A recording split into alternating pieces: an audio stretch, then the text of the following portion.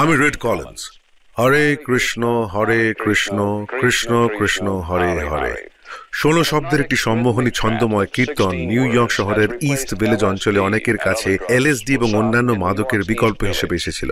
Second avenue এবং first স্ট্রিটের ওপর একটি দোকান ঘরে একজন স্বামী একটি কেন্দ্র স্থাপন করেছেন।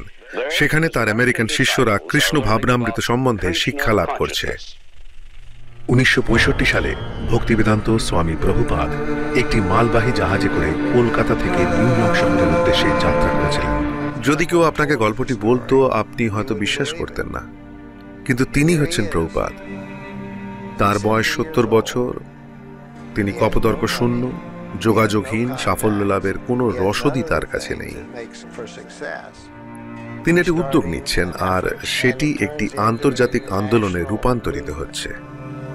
তিনি কেবল তার অনুদিত প্রাচীন ভক্তিমূলক গ্রন্থগুলি নিয়ে এসেছিলেন।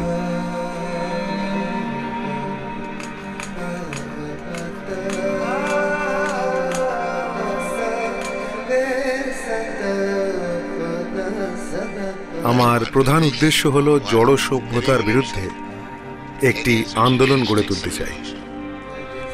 সেটি আমার লক্ষ্য, যাতে সমগ্র জগৎ সুখী হতে পারে।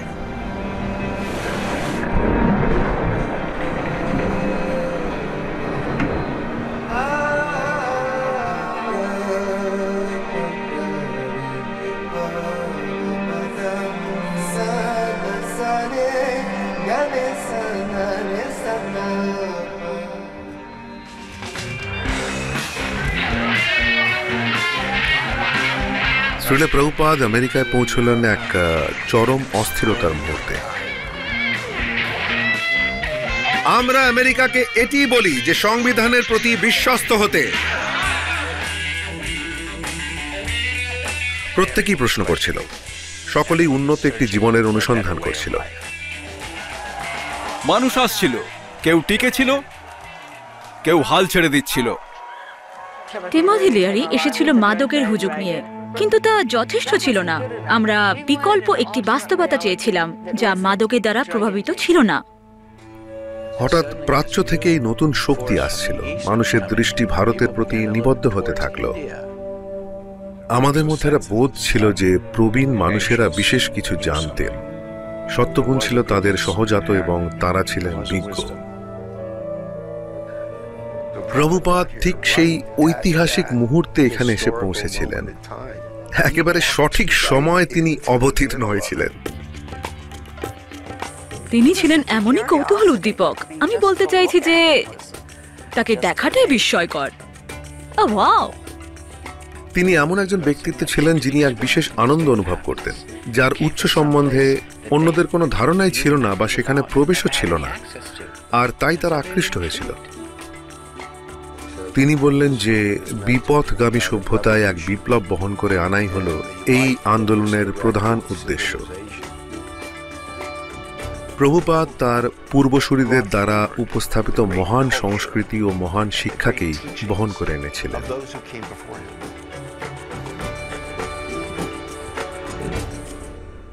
প্রত্যেকেই ভাবছে আমি আমেরিকান, আমি ভারতীয়, আমি ইউরোপিয়ান, আমি অস্ট্রেলিয়ান, কিন্তু আমি এই দেহ নই। আমি হলাম আত্মা। যদি আমি দেখি যে এই ব্যক্তিটি একটি আত্মা আমার মতোই দেহের মধ্যে আবদ্ধ হয়ে কষ্ট পাচ্ছে, তাহলে সেই মুহূর্তে আমরা এক পরিবারভুক্ত। তাই তোমাকে ভালোবাসার একটা কারণ রয়েছে, সেটি গভীর বিষয়বস্তু। তিনি আমাদের জড় জাগতিক জীবনকে সরাসরি অভিযুক্ত করেছিলেন, আর সেটি আমাদের সবার মধ্যে অনেকেই আশা নিয়ে শুনতে চেয়েছিলাম। আমাদের প্রধান উদ্দেশ্য হলো সকলকে সুখী করা, সবাই যেন সুখী থাকে। আমরা অন্যকে শোষণ করে নিজেরা সুখ ভোগ করতে চাই না। না, আমরা শুধু চাই সকলকেই সুখী দেখতে, কিন্তু তারা জানে না যে কেমন ভাবে সুখী হতে হয়।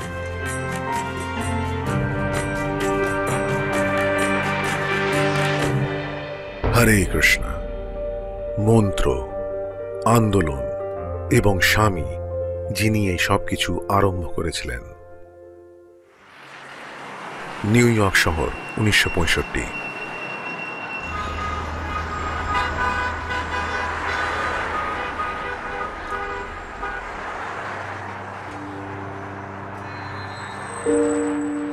আমি নিউ ইয়র্কের রাস্তায় শুধুমাত্র ঘুরে বেড়াচ্ছিলাম।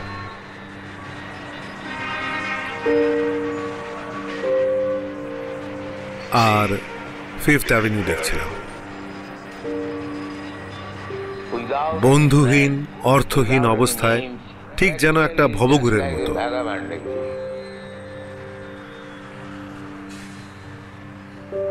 প্রভুপাদ একটি অফিস বাড়িতে ছিলেন, এক অফিস থেকে আরেক অফিসে ঘুরে বেড়াচ্ছিলেন।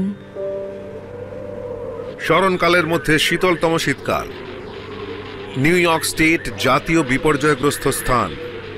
আজ রাত্রে আরো 4 থেকে 8 ইঞ্চি বরফপাত হবে। বরফ পড়া সম্বন্ধে কোনো ধারণাই ছিল না। তিনি কখনো বরফ পড়তে দেখেননি। আমার ইচ্ছে হচ্ছে এখানে নিউ ইয়র্কে একটি মন্দির স্থাপন করা। তিনি ভারতবর্ষের শিল্পপতিদের কাছে সাহায্য বা সমর্থন চেয়ে অনেক চিঠি লিখেছিলেন, আর তিনি তাদের কাছ থেকে উৎসাহব্যঞ্জক বা সাহায্যের আশ্বাস সহ কোনো উত্তরই ফিরে পাননি। তিনি ছিলেন 70 বছরের একজন অচেনা আগন্তুক এখানে অদ্ভুত একটি জায়গায়। এটা একটা হ্যামবার্গার। হ্যাঁ, গর্ব করার মতো কিছু। আমি কি করতে পারি?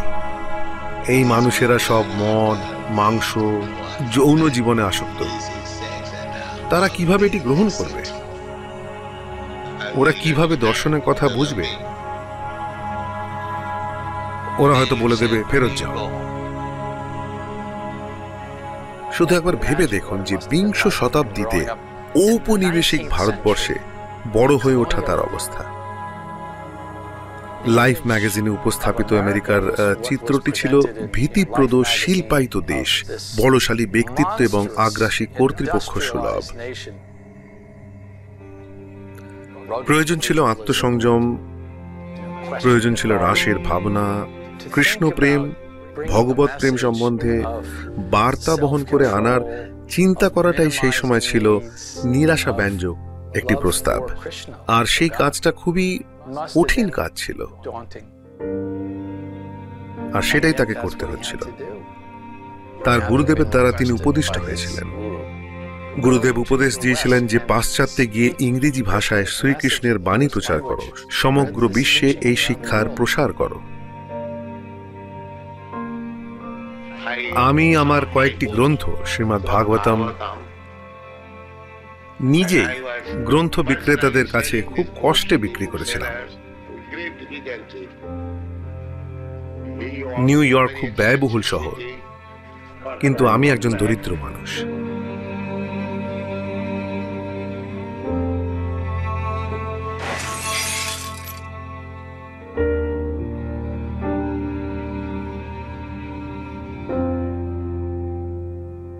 প্রায় সবকিছুই, আমার গ্রন্থাবলী, টাইপরাইটার, টেপ রেকর্ডার, সবকিছু চুরি হয়ে গিয়েছিল।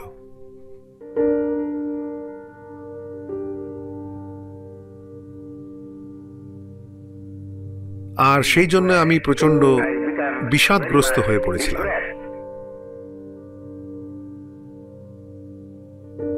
আর জাহাজ কোম্পানির কাছে গিয়ে ভারতবর্ষে ফিরে যাওয়ার পরবর্তী জাহাজ সম্বন্ধে খোঁজ নিচ্ছিলাম। তিনি 2-3 বার এটা করেছিলেন। জাহাজ কোম্পানির অফিসে কেরানি তাকে বলেছিল, ফিরে যাওয়ার জাহাজ সম্বন্ধে আপনি বারবার জিজ্ঞাসা করছেন বটে, কিন্তু আপনি তো যাচ্ছেন না। আমি খুব একটা আশাবাদী ছিলাম না। একটি কবিতায় তা আমি লিখেছিলাম, কৃষ্ণ, কেন তুমি আমাকে এই দেশে নিয়ে এসেছো? আমি কি করতে পারি? কিন্তু যেহেতু তুমি আমাকে এখানে নিয়ে এসেছো, নিশ্চয়ই কোনো উদ্দেশ্য আছে। ঠিক আছে, আমাকে তুমি তোমার ইচ্ছে মতো নাচাও।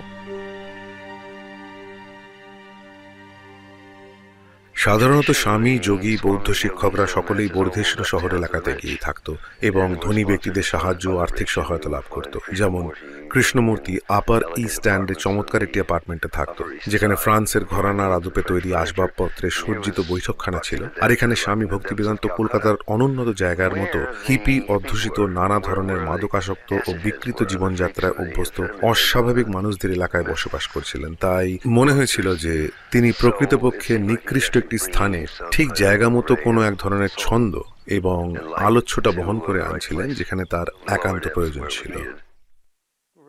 ঠিক হিপি নয়, বরং আমি ছিলাম একজন অনুসন্ধানী, আধ্যাত্মিক অনুসন্ধানী, কেননা আমার লম্বা চুল ছিল না এবং আমি কোনো আন্দোলনের সঙ্গে নিজেকে যুক্ত করিনি। কিন্তু আমার ভিতরে এমন একটা কিছু ছিল যা অন্য কিছুর অনুসন্ধান করছিল। প্রভুপাদের সঙ্গে আমার প্রথম সাক্ষাৎ হয়েছিল এইভাবে। ম্যানহাটনের গ্র্যান্ড স্ট্রিটে একটি বাসের মধ্যে আমার পরিচিত একজনের সঙ্গে দেখা হয়, যে আমাকে একটি ছেঁড়া এক টুকরো কাগজে লেখা একটি ঠিকানা দিয়ে বলেছিল এটি একজন ভারতীয় স্বামীর ঠিকানা। তিনি সপ্তাহে 3 দিন বক্তৃতা দেন এবং আমার মনে হয় তোমার সেখানে যাওয়া উচিত। প্রভুপাদের সঙ্গে প্রথম সাক্ষাৎকারে কয়েকটি বিষয় আমার ভালো লেগেছিল এবং সেগুলি হলো এই যে তিনি ছিলেন বয়স্ক, তিনি ছিলেন বিজ্ঞ এবং তিনি ছিলেন একাকী। তাই আমি তাকে সাহায্য করার প্রয়োজনীয়তা অনুভব করি। আমি রাস্তায় ঘুরে বেড়াচ্ছিলাম এবং কয়েকটি ছেলে আমাকে দেখেছিল এবং ক্রমান্বয়ে তারা আমার কাছে আসে।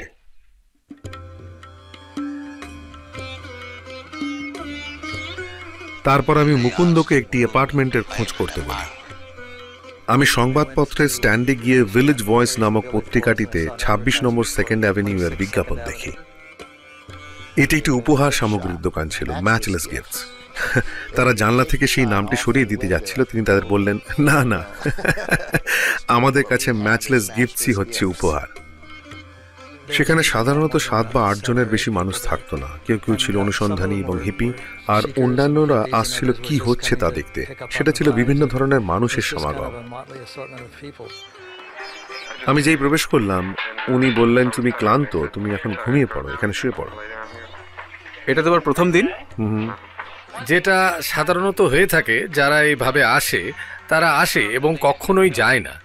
একবার এলে থেকেই যায়, কেননা স্বামীর এমন কিছু আছে যার অনুসন্ধান তুমি করছো। তারা তাদের আকাঙ্ক্ষিত মনের শান্তি বা বিশ্ব শান্তি কোনোভাবেই খুঁজে পায়নি, যেটা তারা খুঁজছে। আমরা ভেবেছিলাম যে প্রভুপাদ ছিলেন কপটতা বর্জিত একজন ঐকান্তিক মানুষ, কেননা মানুষেরা, বিশেষ করে যুবকেরা, একদমই কপটতা পছন্দ করেন না। প্রভুপাদ যা কিছু শিখিয়েছিলেন তার মধ্যে কপটতার কোনো লক্ষণই ছিল না, বা তার চরিত্রেও তা পরিলক্ষিত হয়নি। প্রভুপাদের বিষয়ে সবচেয়ে সুন্দর বিষয় হলো এই যে ভালোবাসা ছাড়া তার কাছে আর কোনো কথাই ছিল না। তিনি তাদের গ্রহণ করেছিলেন, তাদের মন্দিরে স্বাগত জানিয়েছিলেন। আর অতিরিক্ত পাওনা ছিল এই যে তার মতো আর কেউ রাঁধতে পারত না। সেই খাবার ছিল সত্যি খুব ভালো। তারা প্রীতিবোধের জন্য আসতো। প্রতি রবিবার আমি উপাদেয় খাবার বিতরণ করছিলাম কমপক্ষে 200 জন মানুষকে। প্রতিদিন কমপক্ষে 15 থেকে 20 জন খেত। আমি নিজেই রান্না করতাম। খাবারটা শুধু উপাদেয়ই ছিল না, বরঞ্চ স্বাস্থ্যকর ছিল এবং পবিত্র ছিল। গীতায় ভগবান শ্রীকৃষ্ণ আমাদের বলেছেন যে তিনি কি খেতে চান, তাজা ফল আর শস্য। তাই আমাদের এখানে অত্যন্ত উপাদেয় খাদ্য রয়েছে, যা অত্যন্ত সুলভ ও দীর্ঘস্থায়ী। এটি প্রস্তুত করাও অত্যন্ত সহজ এবং আমরা খুব আনন্দ উপভোগ করি। যখন বাউরিতে প্রথম প্রীতিভোজের অনুষ্ঠান হয়, তখন প্রভুপাদের ভূমিকা ছিল একজন বন্ধুসুলভ এবং সুখী আয়োজকের। তিনি সবসময় হাসছিলেন এবং সকলকেও আরো আরো বেশি করে প্রসাদ নিতে উৎসাহিত করছিলেন। তিনি ছিলেন একজন বন্ধুর মতো।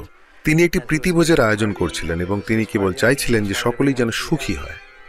সত্যি খুব ভালো লাগছে। বাথরুম ব্যবহার করার জন্য প্রভুপাদের অল্পবয়স্ক মানুষদের সঙ্গে লাইনে দাঁড়ানো, তাদের পরিবেশন করা এবং আমরা আপনাকে কি সহায়তা করতে পারি একথা কেউ জিজ্ঞাসা করার আগে পর্যন্ত মার্জনা করা। তিনি কোনো অভাব্য আচরণ করতে দিতেন না বটে, কিন্তু তিনি তাদের কাছ থেকে নিখুঁত আচরণও আশা করেননি। তিনি এইটুকু প্রত্যাশা করেছিলেন যে যদি তারা সেখানে থেকে কিছুটা চেষ্টা করতে পারে। আমরা এখানে আছি শেখার জন্য, সেটাই আমরা করছি। তাছাড়া আমাদের চাকরিও করতে হয়। আমরা সম্প্রতি গোটা 2 মিমিওগ্রাফ যন্ত্র কিনেছি, সেটা আমাদের মুদ্রণে সাহায্য করছে। আমার অধিকাংশ শিক্ষার্থী এলএসডির দ্বারা প্রভাবিত ছিল, কিন্তু তারা সবকিছু বর্জন করেছে। তারা মাংস আহার করে না, তারা মদ চায় না, তারা সিগারেট চায় না, এসব কিছুই চায় না। প্রভুপাদ বিধিনিষেধ প্রদান করেছিলেন, যদি যথার্থ আধ্যাত্মিক জীবনে উন্নতি সাধন করতে চাও তাহলে এটি হচ্ছে ন্যূনতম বিধি। পরিচ্ছন্ন জীবন যাপন করো, প্রতিদিন জপ করো এবং তার ফল তুমি দেখতে পাবে। আমার উদ্দেশ্য হচ্ছে হরে কৃষ্ণ মহামন্ত্র কীর্তন করার দর্শনকে সারা বিশ্বে প্রচার করা। এই দিব্য স্পন্দন ভাষা, দেশ, জাতি বা ধর্ম নির্বিশেষে সকলের কাছেই সমানভাবে গ্রহণযোগ্য, কারণ তা উচ্চারিত হচ্ছে আমাদের আত্মার অন্তঃস্থল থেকে। তিনি প্রথমে যেটি আমাদের জন্য করেছিলেন সেটি হলো কীর্তনের পদ্ধতি প্রদান করেছিলেন, যেটি এমনই শক্তিসম্পন্ন একটি পদ্ধতি যে সকলের জন্যই কাজ করবে। আমি যদি রেমান রেমান রেমান বলে ধ্যান করতে থাকি তা কখনোই এরকম হবে না, কারণ কৃষ্ণ শব্দটি ভগবান স্বয়ং। আপনি গাইছেন, আপনি নাচছেন, আপনার মন সর্বতভাবে ভগবানের চিন্তায় বিভোর। তাছাড়া আর কি হতে পারে? যে কোনো ধরনের যোগের পন্থায় সেটি হলো অন্তিম লক্ষ্য। যে কেউ হরে কৃষ্ণ কীর্তন করে, তুমি কি সম্পূর্ণ মন্ত্রটা বলতে পারো? হরে কৃষ্ণ কৃষ্ণ কৃষ্ণ হরে হরে, হরে রাম রাম রাম হরে হরে।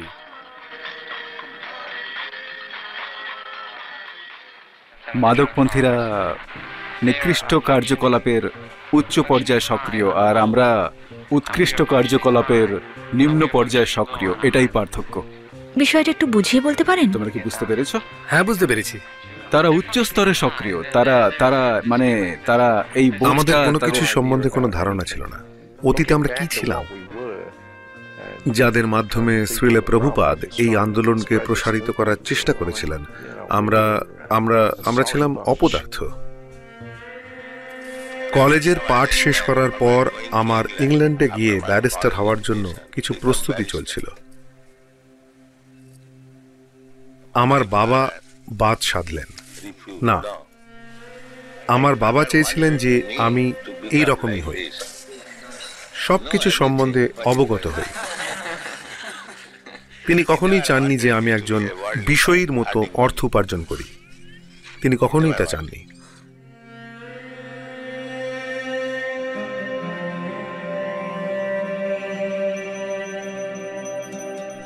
আমরা ঘুমোচ্ছিলাম আর বাবা আরতি করছিলেন। Ding ding ding ding.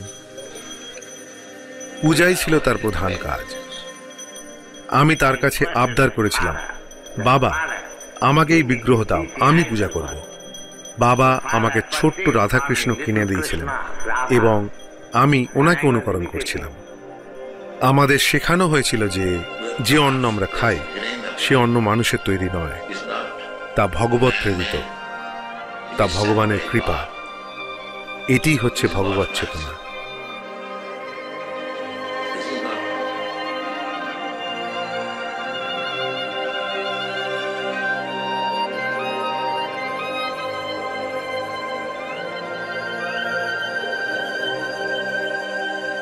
ঐতিহাসিকভাবে ভারতবর্ষ এমন একটি স্থান যেখানে ভগবানের ইচ্ছার সঙ্গে সামঞ্জস্য রেখে জীবনযাপন করাটাই ছিল স্বাভাবিক ব্যাপার। এটি ছিল সংস্কৃতি যেখানে সবকিছুই শ্রীকৃষ্ণের প্রতি ভক্তির উদ্দেশ্যেই সাধিত হতো।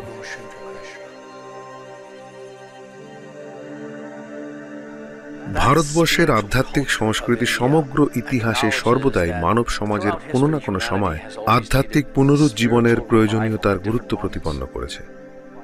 500 বছর পূর্বে কৃষ্ণ ভক্তির প্রবর্তক ও মহান আচার্য শ্রী চৈতন্য 1500 শতাব্দীর সমস্যা সংকুল ভারতবর্ষে আবির্ভূত হয়েছিলেন। শ্রী চৈতন্যের আন্দোলন ছিল পবিত্র শব্দ তরঙ্গের আন্দোলন, আর মানুষেরা রাস্তায় সমবেত হয়ে তা গাইত এবং নৃত্য করত। শ্রী চৈতন্য তার ভক্তি আন্দোলনকে ভারতবর্ষের আনাচে কানাচে নিয়ে যেতে চেয়েছিলেন। তিনি হাজার হাজার হয়তোবা লক্ষ লক্ষ মানুষকে শ্রীকৃষ্ণের দিব্য নাম কীর্তন করার জন্য অনুপ্রাণিত করেছিলেন। মানুষ বুঝবার চেষ্টা করছিল এই আন্দোলন কিসের জন্য। এটি ছিল আত্মার সমন্বয় সাধনের জন্য। এটি বোঝার জন্য যে আমরা এই দেহ নই, এবং ভগবানের সন্তান রূপে আমরা সকলেই ভ্রাতা ও ভগ্নী, সেখানেই জীবন আছে যেখানে পবিত্রতা আছে। আর সংকীর্তনের সমস্ত মানুষ, হিন্দু, মুসলমান, খ্রিস্টান, পার্সি, সকলেই যোগদান করেছিল। তারা প্রতিটি রাস্তার প্রতিটি বাড়িতে প্রবেশ করেছিল।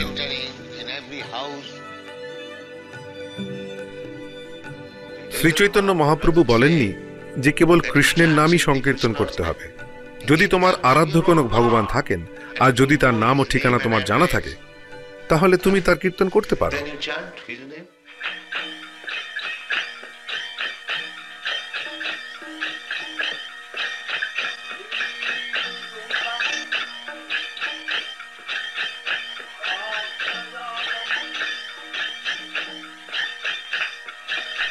তারপর শ্রীল প্রভুপাদ আমেরিকার জন্য অস্বাভাবিক কিছু করেছিলেন। তিনি স্থির করেছিলেন যে কীর্তন এবং বাদ্য ও নৃত্যকে উন্মুক্ত রাস্তায় নিয়ে যাওয়ার সময় হয়েছে, যা শ্রী চৈতন্য মহাপ্রভু 500 বছর পূর্বে করেছিলেন।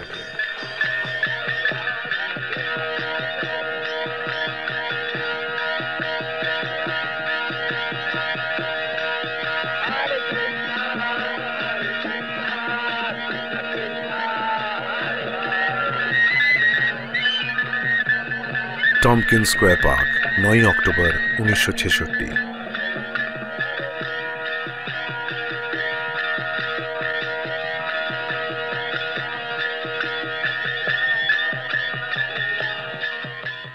তারা তার মতো এরকম কিছু আগে কখনো দেখেনি। তার মতো অসাধারণ কাউকে তারা পূর্বে প্রত্যক্ষ করেওনি। তাকে দেখে মনে হচ্ছিল নক্ষত্র মণ্ডলের প্রধানমন্ত্রী। তাকে দেখলে বাহ্যত বন্ধুসুলভ বলে মনেই হতো না, কিন্তু তিনি হাসলে সকলকে জয় করে নিতেন। তখন তাকে অত্যন্ত দরাজ দেখাতো, আর অন্যদেরও না হেসে উপায় থাকতো না।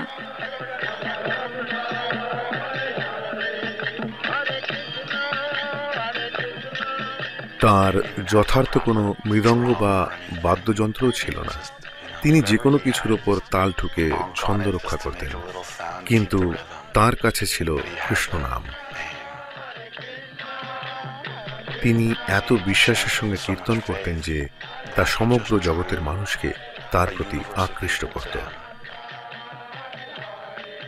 প্রথমে আমি করতালের আওয়াজ শুনেছিলাম এবং আমি সেই আওয়াজকে অনুসরণ করতে শুরু করেছিলাম এবং শেষ পর্যন্ত আওয়াজের উৎসে পৌঁছেছিলাম, যেখানে তারা কীর্তন করছিল, আর আমি বিষয়াবিষ্ট হয়ে গিয়েছিলাম। এটি অসাধারণ। এর অর্থ হলো এই যে আমাকে মন্ত্র লাভ করার জন্য ভারতবর্ষে যেতে হবে না। এখানেই এই সমস্ত আনন্দোচ্ছল সাধুরা আমাকে বিনা খরচায় মন্ত্র এনে দিচ্ছে। ভগবান শ্রীকৃষ্ণের নাম সংকীর্তন করা ভারতবর্ষের এক প্রাচীন ঐতিহ্য। যখন আমরা গভীর আধ্যাত্মিকতার সঙ্গে বারবার কীর্তন করার ফলে স্বয়ং কৃষ্ণের সান্নিধ্যে পৌঁছানো যায়। তিনি বুঝতে পেরেছিলেন যে হরে কৃষ্ণ কীর্তন যদি জগৎসভায় উপস্থিত হতো, তাহলে তার কি ফল হতে পারত। তারা যদি এই দিব্য শব্দ তরঙ্গ রূপ কীর্তনকে অবলম্বন করে, তাদের মন মার্জিত হবে এবং তারা তাদের প্রকৃত স্বরূপ দর্শন করতে পারবে। এটি ছিল সমাজের সামগ্রিক চেতনার এক পরিমার্জন, যা সব রকমের বিস্ময়কর পরিবর্তনের প্রকাশ ঘটাতে পারে।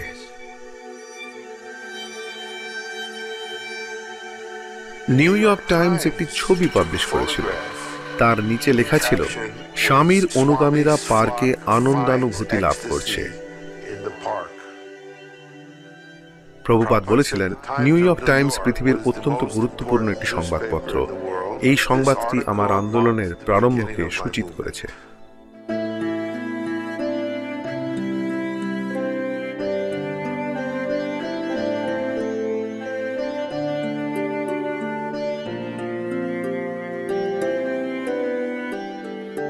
তিনি আমাকে আমার জীবন সম্বন্ধে জিজ্ঞাসা করেছিলেন, আর আমি তাকে বলেছিলাম যে আমি সমগ্র ইউরোপ ভ্রমণ করেছি।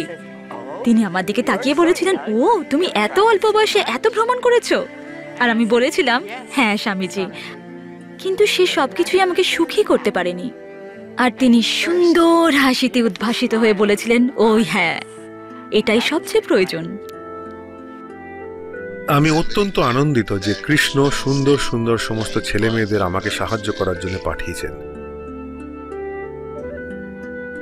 আমি হিপিদের দোষ দিই না, তারা বর্তমান শিক্ষা ব্যবস্থার প্রতি বীতশ্রদ্ধ। তারা উন্নত কিছু সন্ধান করছে, আধ্যাত্মিক।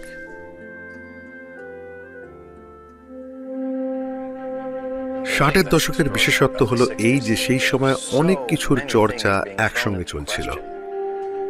পৃথিবী একটি নাছোড়বান্দা জায়গা এবং আমরা গ্রহটির বিনাশ সাধন করছি, আমরা একে অপরকে ধ্বংস করছি। এর অন্য কিছু একটা সমাধান চাই। একজন যুবক হিসেবে শ্রীল প্রভুপাদ তারই অনুসন্ধান করছিলেন। তিনি ছিলেন গান্ধীবাদী।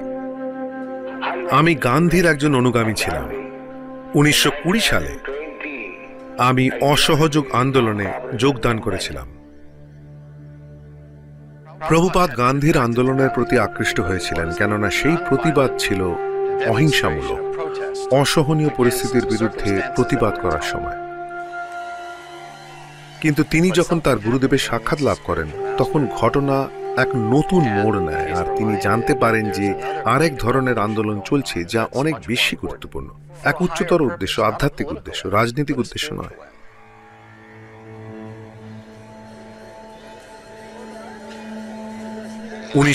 সালে আমার একজন বন্ধু আমাকে শ্রীল ভক্তি সিদ্ধান্ত সরস্বতী ঠাকুরের কাছে নিয়ে যায়। ভক্তি সিদ্ধান্ত যা কিছু বলেছিলেন সেই সবই ছিল আধ্যাত্মিকতার গাম্ভীর্যে পরিপূর্ণ। তিনি 5000 বছরের গুরু পারম্পর্যের ধারায় এসেছিলেন।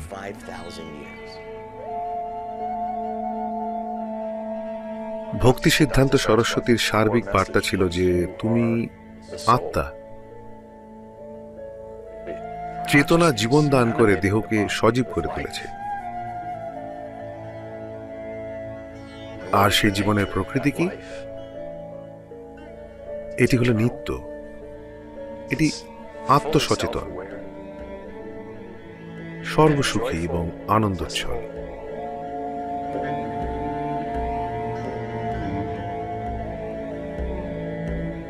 তিনি আমায় বলেছিলেন, তুমি কেন এই বাণী পাশ্চাত্য দেশসমূহে প্রচার করছো না? এটি ছিল একটি উচ্চাকাঙ্ক্ষিত ভাবনা, এবং প্রভুপাদ বুঝতে পেরেছিলেন সেই উচ্চাকাঙ্ক্ষা কেমন ছিল। আমি তাকে বলেছিলাম, কে আপনার বার্তা শুনবে? আমরা পরাধীন দেশ, অধীনস্থ। ভক্তি সিদ্ধান্ত সরস্বতী ঠাকুর আমার যুক্তি খণ্ডন করে বলেছিলেন, এই তথাকথিত দেশাত্মবোধ বা যে কোনো বোধ সবই সাময়িক। প্রকৃত প্রয়োজন হচ্ছে আত্ম উপলব্ধি।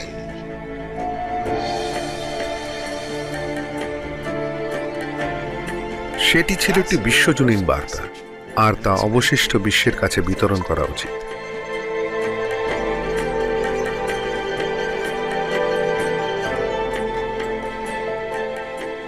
আমি অত্যন্ত বিস্ময়িত হয়ে পড়েছিলাম। আমি বুঝতে পেরেছিলাম যে প্রকৃত আধ্যাত্মিকতা সম্বন্ধে জ্ঞান প্রদান করার জন্য তিনি ছিলেন যথার্থ ব্যক্তি।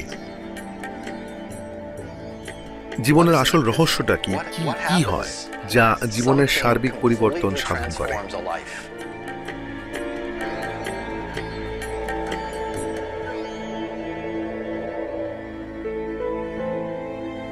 আমি সেই মুহূর্তেই যোগদান করতাম, কিন্তু আমি বিবাহিত ছিলাম। অনেক দায়িত্ব ছিল আমার উপর, সেটি অবিচার করা হতো। কিন্তু আমার হৃদয়ে আমি তাকে আমার গুরুদেব রূপে বরণ করে নিয়েছিলাম। এলাহাবাদ, 1936। সেই সময় আমি আমার বিরাট ঔষধের ব্যবসা চালাচ্ছিলাম, এবং সেই ওষুধের দোকানের মালিক হিসেবে আমি সুপরিচিত ছিলাম। আমার ব্যবসা ক্রমশ উন্নতি করছিল। এরপর তার গুরুদেবের কাছ থেকে আরো জরুরি ভিত্তিক নির্দেশ আসে একটি পত্রের আকারে। তুমি আমার কাছ থেকে যা কিছু শিখেছ তা ইংরেজিতে মানুষের কাছে প্রচার করার চেষ্টা করো। তাতে তোমার ভালো হবে এবং যাদের কাছে প্রচার করবে তাদেরও। সেটি আমার উপদেশ।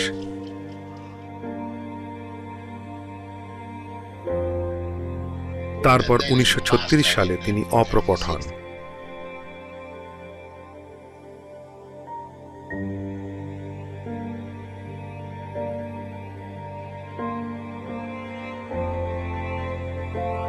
সেই সম্ভাবনা প্রবল হচ্ছিল। দ্বিতীয় বিশ্বযুদ্ধ 1939, যে কোনোভাবে তা ঘটনার জন্য সর্বশক্তি প্রয়োগ করা হচ্ছিল, সেটা এড়ানো অসম্ভব ছিল।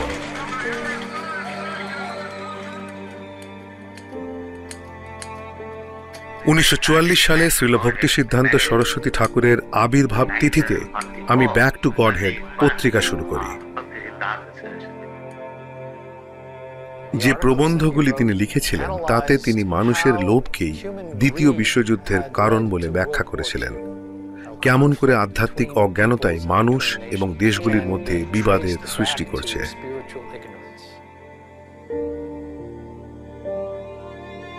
পার্টিশন অফ ইন্ডিয়া 1947, তারা সংঘর্ষে লিপ্ত হয়েছিল এবং প্রচুর মানুষ মারা গিয়েছিল। আর মৃত্যুর পর হিন্দু ও মুসলমানদের মধ্যে কোনোই পার্থক্য ছিল না। পৌরকর্মীরা সেই শবদেহগুলি কোথায় ফেলে দেওয়ার জন্য একত্রে স্তূপীকৃত করছিল।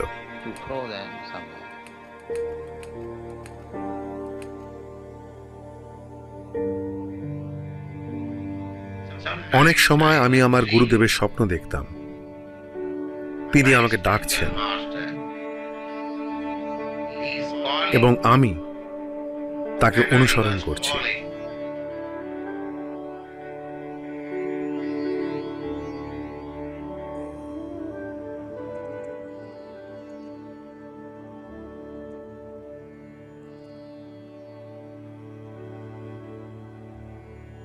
অবশেষে তিনি সন্ন্যাস আশ্রম গ্রহণ করলেন। বাবা, বাবা মানে ফাদার।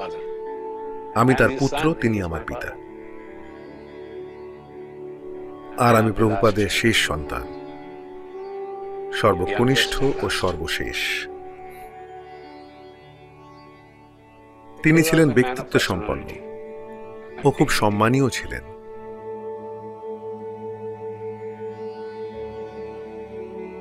যখন আমি শুনলাম যে আমার বাবা সংসার ত্যাগ করে একেবারে চলে যাচ্ছেন, আমি খুব দুঃখ পেয়েছিলাম।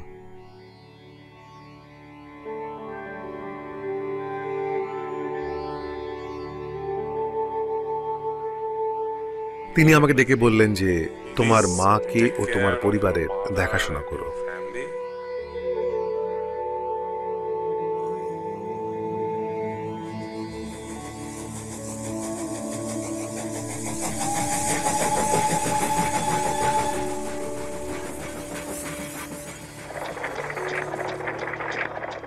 বৃন্দাবন, ভারতবর্ষ। বৃন্দাবন যাওয়ার অর্থ ছিল শক্তির নিয়ন্ত্রণ ও তার যথার্থ প্রয়োগ করা। তিনি সেখানে গেলেন কৃষ্ণকে এই জগতে নিয়ে আসার উপায় উদ্ভাবন করতে। এটি ভারতীয় সংস্কৃতির একটি অবিচ্ছেদ্য অঙ্গ। প্রাচীন কাল থেকে জীবনের অন্তিম লগ্নে জীবনের সব থেকে গুরুত্বপূর্ণ কার্যটি সাধনে মানুষ ব্রতী হয়। পরম সত্তার সম্পর্কে নিজের প্রকৃত পরিচয় অর্থাৎ আমি কে সেই সম্বন্ধে উপলব্ধি করে। শ্রীমদ্ ভাগবতমের প্রথম 3টি খণ্ড প্রকাশের জন্য লেখালেখির সেই মুহূর্তটি ছিল খুবই তীব্র। সংস্কৃত ভাষায় রচনাবলী ও তাদের সারমর্মের বিশাল জ্ঞান ভাণ্ডারের সমন্বয় সাধন করে তিনি এমন একটি ভাষায় তা প্রকাশ করেছিলেন যা বিংশ ও একবিংশ শতাব্দীর মানুষ অনুধাবন করতে পারত। এবং এই একটি গ্রন্থে সমগ্র সৃষ্টির বিস্তৃত বর্ণনা করা হয়েছে। চেতনায় বিপ্লব আনার জন্য এই গ্রন্থটি যথেষ্ট শক্তি ধরে। তিনি যা চিন্তা করেছিলেন তা ছিল সম্পূর্ণ সময় উপযোগী। 3টি খণ্ড প্রকাশ করার পর আমার গুরু মহারাজ আমাকে আমেরিকা যাওয়ার জন্য ইঙ্গিত দিলেন। এখনো পর্যন্ত কোনো কিছুই করা হয়নি। সুতরাং অন্তত আমি কিছু চেষ্টা করে দেখি। একদম কিছু না হওয়ার থেকে দেরি করে হলেও তো ভালো। তিনি বললেন যে আমি আমেরিকা যেতে চাই। আমি খুব আশ্চর্য হলাম। আমি বললাম, স্বামীজি ওখানে যাবেন না, আপনার বয়স খুব বেশি, আর আপনার জন্য ওখানকার ঠান্ডা হবে মারাত্মক। আমি বললাম, আপনি কি পাগল হয়েছেন? বৃদ্ধ মানুষ, আপনি মারা যাবেন, কে আপনার দেখাশোনা করবে? তিনি তবুও জোর করতে লাগলেন, আর আমি বললাম ঠিক আছে। সুতরাং আমি জলদূত জাহাজে তার যাওয়ার জন্য ব্যবস্থা করেছিলাম।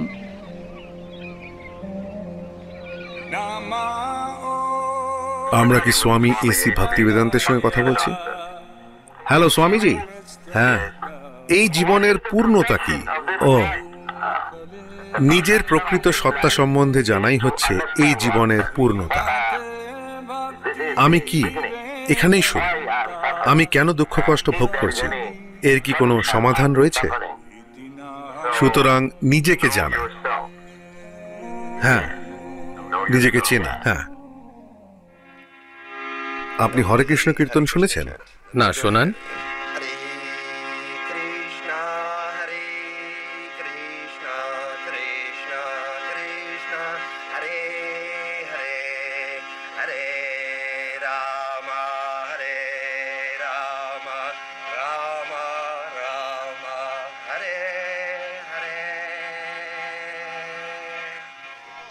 আমরা অনেক প্রচার পাচ্ছিলাম। অ্যালেন কলম্যান এসেছিল এবং রেকর্ড করতে চেয়েছিল। আর একটা স্টেশন ছিল WBAI, বিকল্প রেডিও স্টেশন। আকর্ষণীয় আলোচনা এবং বিকল্প বাদ্যসঙ্গীতের সর্বোত্তম অনুষ্ঠান। এবং একদিন সে রাত্রি 10টা থেকে সকাল 6টা অবধি এক টানা রেকর্ডটি বাজিয়েছিল।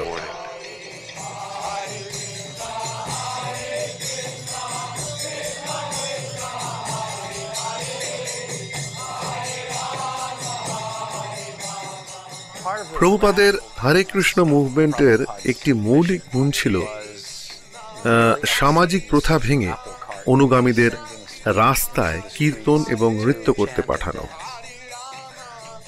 সেটি মানুষের স্বাভাবিক আচরণ বলে বিবেচিত হয় না, আর তা সত্ত্বেও এটি আকর্ষণ করছে, কারণ উদাসীন তো থাকা যায় না।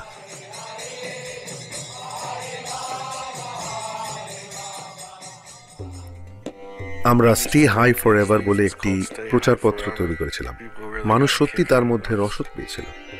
মানুষ তার দিকে তাকিয়ে বলতো, ওয়াও, এরা উন্নত, এতটাই উন্নত যে নিজেদের নিচে রাখার চেষ্টা করছে মন্ত্র কীর্তনের মাধ্যমে। এই সমস্ত আমেরিকান যুবারা অধিক সংখ্যায় আমার কাছে এসেছিল। তারপর 1966 সালে আমি কৃষ্ণ ভাবনামৃত সংঘ আনুষ্ঠানিকভাবে প্রতিষ্ঠা করি। যদি ভেবে দেখা হয় তাহলে এটি হয়তো অলীক কল্পনা বলা যেতে পারে। এটি ছিল অবিশ্বাস্য। একটি আন্তর্জাতিক সংস্থার প্রতিষ্ঠান করা, যখন কিনা আপনার অবস্থান একটি দোকান ঘরে এবং আপনার কোনো সঙ্গতিই নেই। তাদের কোনো ধারণাই ছিল না যে তিনি কি করছিলেন, কিন্তু তিনি তাদের সুনিশ্চিত করেন যে হ্যাঁ, এটাই হবে আমার স্থিতি। আর তিনি গ্লোবটি ঘোরাতেন আর পৃথিবীর সমস্ত দেশগুলো পর্যবেক্ষণ করতেন। আর কখনো কখনো তিনি বলতেন, ব্রহ্মানন্দ, তুমি রাশিয়ায় যাবে, গৌরসুন্দর, তুমি জাপানে যাবে। তার পরিকল্পনা ছিল পৃথিবীর সর্বত্র তার লোকেদের পাঠানো। কিন্তু আপনাদের বুঝতে হবে যে আমাদের মাত্র গোটা 12 তরুণ ভক্ত ছিল। তিনি আমাদের প্রত্যেকের চোখে চোখ রেখে বলতেন, আমি চাই তোমাদের প্রত্যেকে কোথাও না কোথাও একটি মন্দির খুলবে। আর সেই সময় আমি খুব ছোট আর ছটফটে ছিলাম। আমার বয়স ছিল মাত্র 16 বছর। আমি বলেই ফেললাম, মেয়েরাও খুলবে? প্রভুপাদ আমার দিকে তাকিয়ে বললেন, ছেলে এবং মেয়ের মধ্যে কোনো পার্থক্য নেই। যখন তুমি কৃষ্ণ ভাবনার শিক্ষা প্রদান করছো, সে সময় কোনো পার্থক্য নেই। যখন আমি ওয়েস্ট কোস্টের উদ্দেশ্যে যাত্রা করছি, আমি দরজা দিয়ে বেরোবার সময় প্রভুপাদ বললেন, ওয়েস্ট কোস্টে অবস্থানকালে একটি কেন্দ্র খোলার চেষ্টা করো। আর সেই কথাটি আমার মনে বারবার ধ্বনিত হতে লাগলো একটি বাণী হিসেবে। একটি গাড়ি প্রবেশ করলো, আর তাতে ছিল মাইকেল এবং জ্যান। তারা নিউ ইয়র্ক থেকে আসছিল, আর তাদের আসার কারণ ছিল আমাদের এই স্বামীর সম্বন্ধে জানানো। যেভাবে স্বামীর সঙ্গে মিলিত হওয়ার পর আমি তার কাছ থেকে দীক্ষা গ্রহণ করেছিলাম, সেটা তাদের ভালোই লেগেছিল। তাই তারা উৎসাহিত হয়েছিল এবং স্যান ফ্রান্সিসকো অঞ্চলে একটি মন্দির স্থাপন করার কাজে সাহায্য করতে স্থির করেছিল, কারণ কেন কেসি এবং তার উদ্ভাবিত প্রতিষ্ঠানের সঙ্গে তারা যুক্ত ছিল।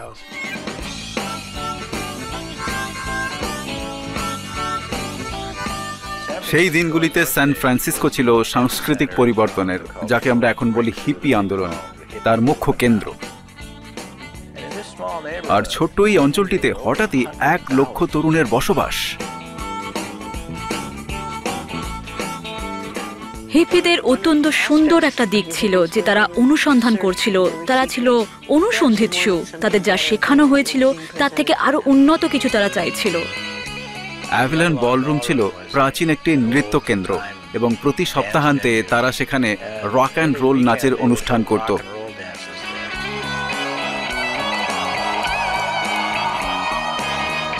রক নৃত্য ছিল অসাধারণ, এগুলো ছিল কম ব্যয় সাপেক্ষ, আর শিল্পীরাও দারুণ ছিল, আর আমরা সকলেই একে অপরকে চিনতাম।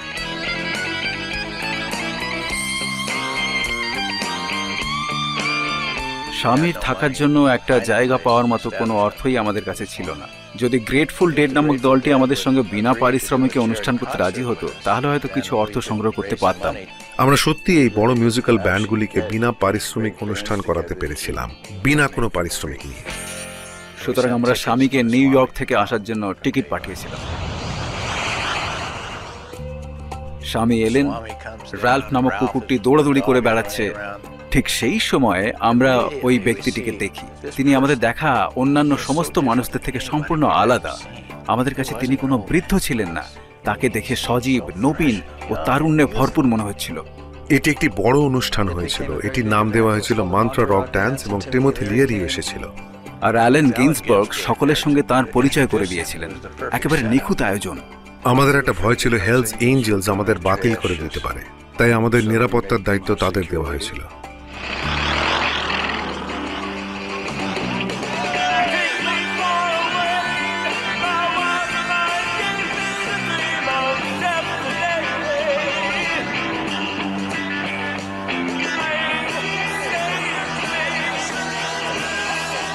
সেই সন্ধ্যার প্রধান অনুষ্ঠান ছিল প্রভুপাদের বক্তৃতা। তিনি এই বিশাল সমাবেশে বক্তৃতা দিয়েছিলেন, এবং যদিও এটি ছিল রবিবারের সন্ধ্যা, পুরো স্থানটি ছিল মানুষে পরিপূর্ণ।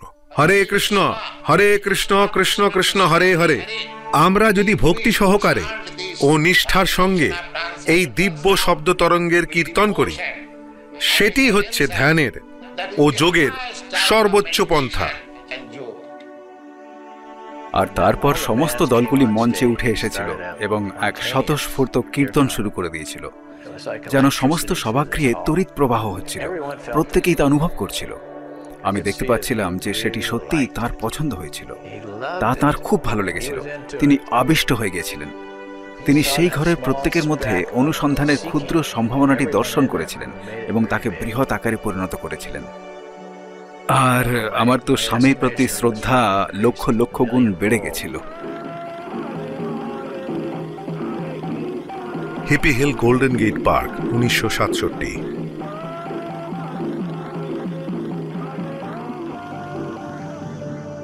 তিনি ছিলেন আধ্যাত্মিকতার মূর্ত প্রকাশ, এবং তার শিষ্যরা তা পেতে চেয়েছিলেন। তারা বলেছিল, আমরা তার কিছুটা পেতে চাই, এটা যাই হোক, তার যা আছে আমি সেটি পেতে চাই। সুতরাং এই হচ্ছে গুরু। অনেক হিপি প্রভুপাদকে ভালোবেসে ফেলেছিল এবং ভক্তদের ভালোবেসে ফেলেছিল, এবং বিবেচনা করেছিল এই মুহূর্তে হরে কৃষ্ণ হচ্ছে হিপিদের ধর্ম। যদি আমেরিকার সকলেই আপনার মতো কৃষ্ণকে বিশ্বাস করে, সবাই আপনাকে অনুসরণ করে, তাহলে এই দেশের কি হবে? কেমন করে এর পরিবর্তন সাধিত হবে? তারা খুব সুখী ও শান্তিপূর্ণ হবে। তখন আর কোনো হিপি থাকবে না। আচ্ছা, আপনি হিপিকে কিভাবে বর্ণনা করবেন? যে ধূমপান করে? আপনি আমার থেকে ভালো জানবেন সেটার অর্থ কি। অস্বাভাবিক কিছু।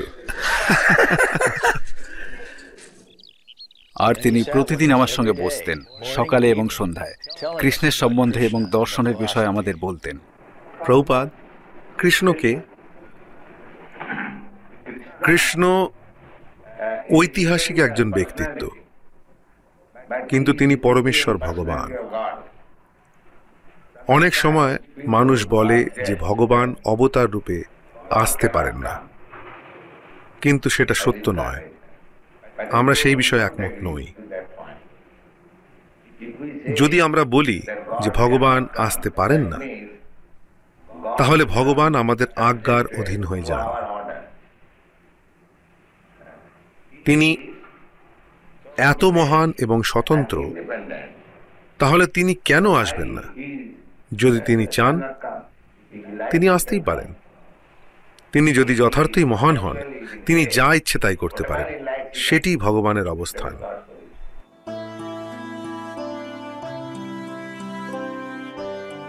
সেখানে আমাদের জীবন ছিল অত্যন্ত সুন্দর, সত্যি সুন্দর। তার থেকে ভালো কিছু হতেই পারে না। যতটা ভালো হওয়া যায়, এটা ছিল ততটাই ভালো।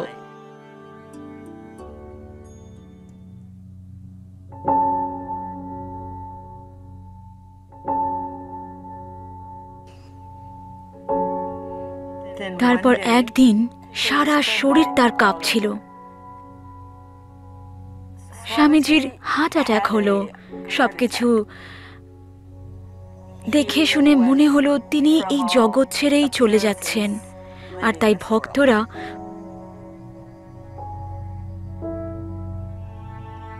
পরম ঐকান্তিকতার সঙ্গে প্রার্থনা করতে লাগলো। সারা রাত ধরে সান ফ্রান্সিসকোয়, সারা রাত্রি ধরে নিউ ইয়র্কে আমরা কৃষ্ণের কাছে প্রার্থনা করছিলাম, দয়া করে ওকে নিয়ে যাবেন না। উনি সবেমাত্র এখানে এসেছেন, অনুগ্রহ করুন। আমাদের কখনোই মনে হয়নি যে তিনি দুর্বল ও বৃদ্ধ, বরং তিনি ছিলেন এই আন্দোলনের পুরোধা এবং আমরা ভীষণভাবে তার উপর নির্ভরশীল ছিলাম। তাকে ছাড়া আমাদের জীবন কেমন হতো তা আমরা কল্পনাও করতে পারতাম না। আমার হার্ট খুবই দুর্বল ছিল, স্বাস্থ্য ক্ষণভঙ্গুর। আমি খুব অসুস্থ ছিলাম। আমি ধরেই নিয়েছিলাম যে আমি আর বাঁচব না। সুতরাং বৃন্দাবনে ফিরে যাই এবং সেখানে মৃত্যুবরণ করি।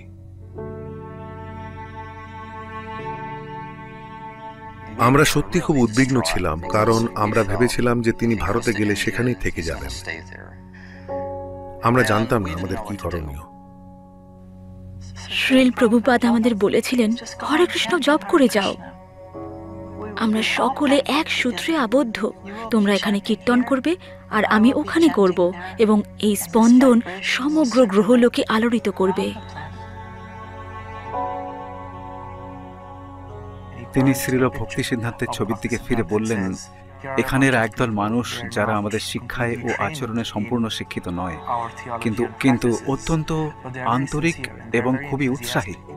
এটি আপনার সঙ্গ, ওরা আপনারই মানুষ, কৃপা করে ওদের রক্ষা করুন।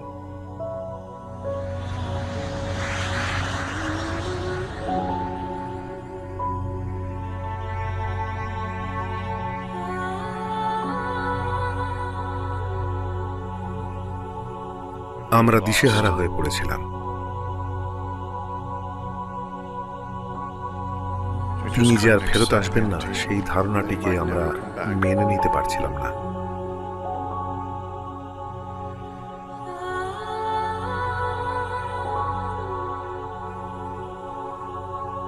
5 মাস ধরে আমরা নিদারুণ কষ্ট ভোগ করেছিলাম।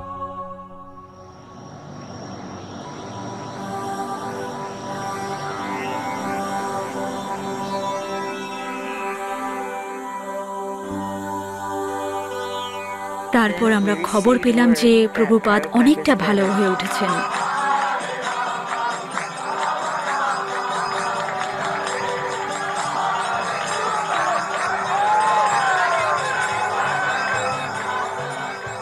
আমরা তাকে ফিরে পেয়েছিলাম, আর আমাদের আরো এগিয়ে যাওয়ার ছিল। তার কাছ থেকে আমাদের সাধ্যমতো আরো অনেক কিছু শেখার ছিল।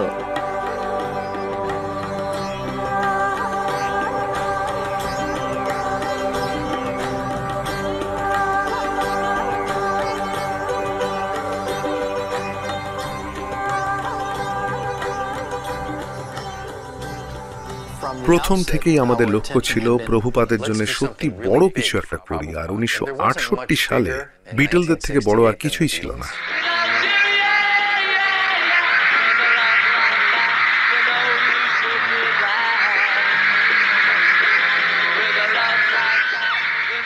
আমরা খবর পেলাম যে বিটলরা ভারতের ঋষিকেশে একজন গুরুর কাছে শিক্ষা গ্রহণ করছে, আর লাইফ ম্যাগাজিন তারপরেই এই বিরাট সংবাদটি প্রকাশ করেছিল। আর প্রাচ্য দর্শনের সম্বন্ধে তাদের গানগুলির নতুন রেকর্ড প্রকাশ হয়েছিল, যা আমাদের ভালো লেগেছিল। তাই তখন আমার মনে এই ধারণাটির উদয় হলো, লন্ডনে গিয়ে প্রভুপাদের জন্য একটা কেন্দ্র চালু করি এবং এই বিটলদের সঙ্গে সাক্ষাৎ করি। যখন ইংল্যান্ডে পৌঁছলাম তখন প্রথম যে জিনিসটা আমাদের মনে হলো, নিজেদের উল্লেখযোগ্যভাবে তুলে ধরতে এই বিরাট নগরীতে, যাতে মানুষেরা আমাদের চিনতে পারে। তার জন্য আমাদের মস্তক মুন্ডন করতে হবে। তার আগে পর্যন্ত আমাদের কোঁকড়ানো চুল কেটে ফেলার চিন্তাটা আমার কাছে ছিল ভীতিজনক। আমি তা করতে চাইনি, আর আমাদের শরীরে বিছানার চাদরও জড়াতে চাইনি। হলুদ ছিল আমাদের প্রথম রং। আমাদের মনে হয়েছিল হলুদ রংটা লন্ডনে আকর্ষণীয় হবে।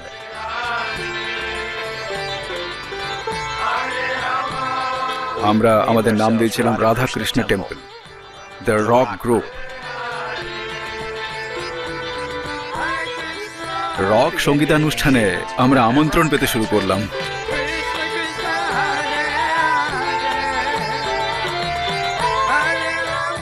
আমরা প্রায় প্রতিদিনই অ্যাপেল অফিসগুলিতে গিয়ে সেখানকার কর্মচারীদের প্রত্যেককে খাবার এবং বই দিতাম। আমাদের জানা ছিল না যে জর্জ হ্যারিসন স্বামীর কৃষ্ণ কনসেসনাস নামে রেকর্ডটি সংগ্রহ করেছিলেন। পরে সে আমাকে বলেছিল যে প্রায় প্রতিদিনই সে সেটা শুনত। বিটল জীবনের মাধ্যমে আমার অনেক রকমের অভিজ্ঞতা হয়েছিল, অনেক মানুষের সঙ্গে সাক্ষাৎ হয়েছিল, কিন্তু আমি উপলব্ধি করেছিলাম যে প্রকৃতপক্ষে আর কোনো কিছুই আমাকে সেভাবে নাড়া দিচ্ছে না। আমি আরো কিছু চেয়েছিলাম। আমার মনে আছে যে এমন কারোর সঙ্গে সাক্ষাৎ করার চিন্তা করতাম যে আমাকে যথার্থই প্রভাবিত করবে। সে রেকর্ডে স্বামীর ভূমিকাটি মুখস্থ করে ফেলেছিল। সে তার প্রতিটি শব্দই জানত। চিন্ময় আত্মারূপে আমরা সকলেই প্রকৃতপক্ষে কৃষ্ণ ভাবনাময় জীব, কিন্তু অনাদিকাল থেকে জড়ের সঙ্গে সংস্পর্শের ফলে আমাদের চেতনা এখন কলুষিত হয়ে পড়েছে।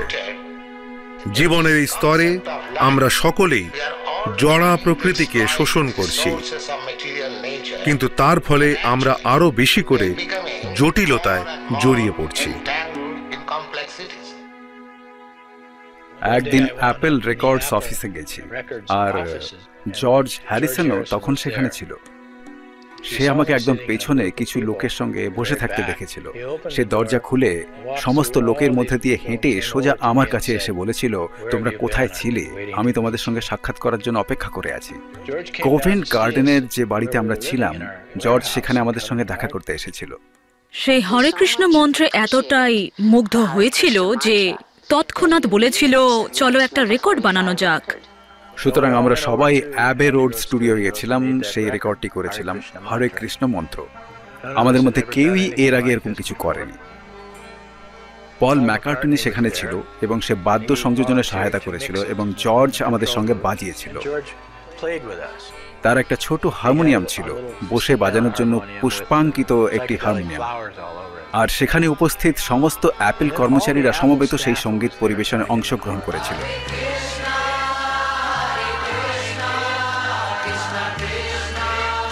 প্রথম দিনেই তার 70,000 কপি বিক্রয় হয়েছিল।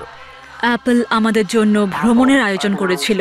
আমরা জার্মানি আর ফ্রান্সে গিয়েছিলাম আর টেলিভিশন অনুষ্ঠানে অংশগ্রহণ করেছিলাম।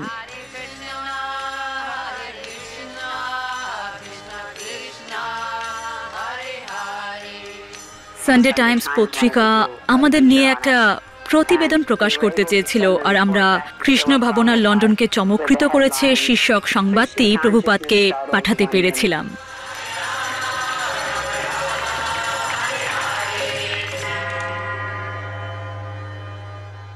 এক সময় কৃষ্ণ মন্দিরের প্রতিষ্ঠাতা স্বামী ভক্তি বেদান্তের সঙ্গে আমার যথেষ্ট হৃদ্যতা হয়েছিল।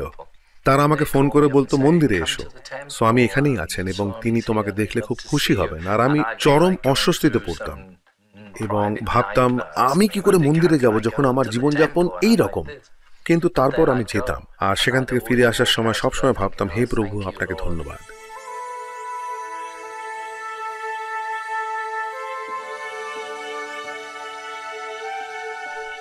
এক সময় সে আমাকে বলেছিল, আমি কৃষ্ণের জন্য গান করতে চাই।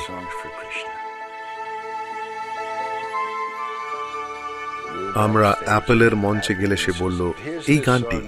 তারপর সে বাজালো মাই সুইট লর্ড।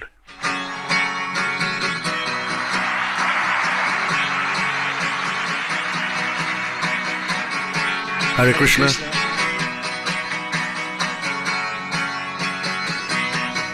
সঙ্গীতই ছিল প্রকৃতপক্ষে চাবিকাঠি, যা যোগ এবং সবকিছুর ভিত্তিস্বরূপ বৈদিক শাস্ত্রসমূহের দ্বার উন্মোচন করেছিল।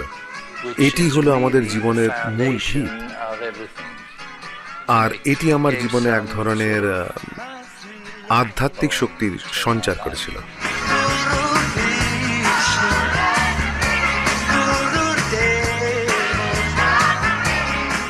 কৃষ্ণ বলেছিলেন যে এমন কোনো সময় ছিল না যখন আমরা ছিলাম না, এবং কোনো সময় আসবে না যখন আমরা থাকবো না।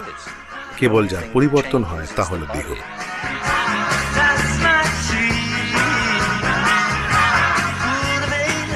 যখন জর্জ এটির উপস্থাপনা করে, এটি সমগ্র বিশ্বে প্রসারিত হয়েছিল।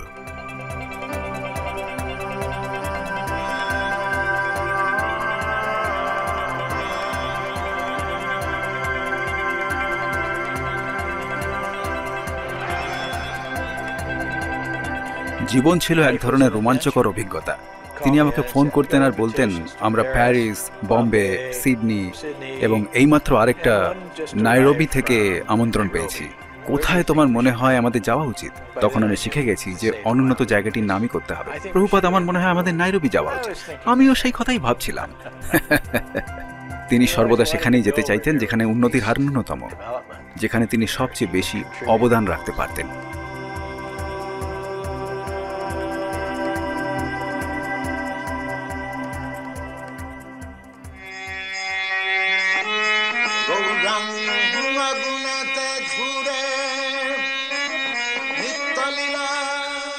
যে উদ্দীপনার প্রদর্শন তিনি করেছিলেন তা ছিল অকল্পনীয়। আমার বয়স তখন সবে 20 পেরিয়েছে, কিন্তু আমিও তার সঙ্গে তাল মেলাতে পারতাম না।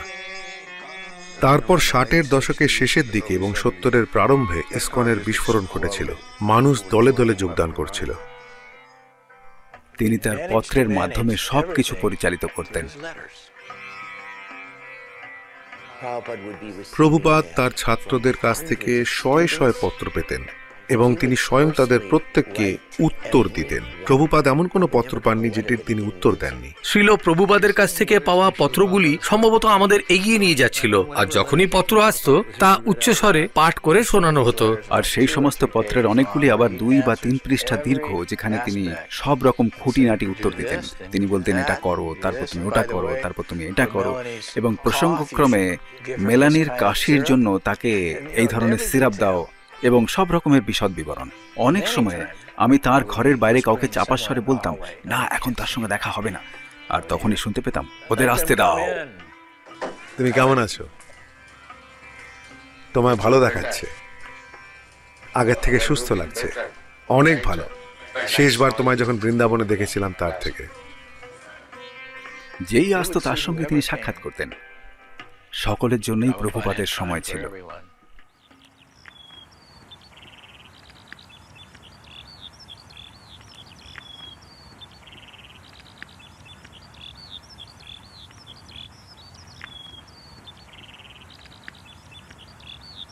শুধু একটি বিষয়, প্রভুপাদ, পরবর্তী 3 মাসে এই 17টি গ্রন্থ মুদ্রণ করার জন্য আমাদের সমস্ত অর্থ ব্যয় করতে হবে বলে আমাদের লোন শোধ করতে দেরি হবে।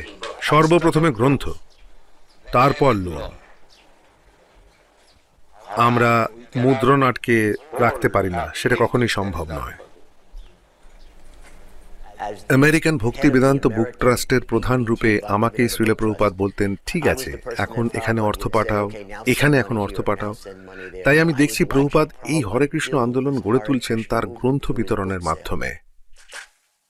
পরমেশ্বর ভগবানের কৃপার প্রভাবেই কেবল পরমেশ্বর ভগবানকে জানা যায়। তিনি নিজেকে প্রকাশ করেন। মনোধর্ম প্রসূত জল্পনা কল্পনার দ্বারা তাকে জানা যায় না। অথাপিতে দেব পদাম্বুজোদ্দয়ম। তিনি সাধারণত অনুবাদ করতেন যখন সকলে ঘুমিয়ে পড়ত, ধরো 11টা থেকে ভোর 3টে বা 4টে পর্যন্ত।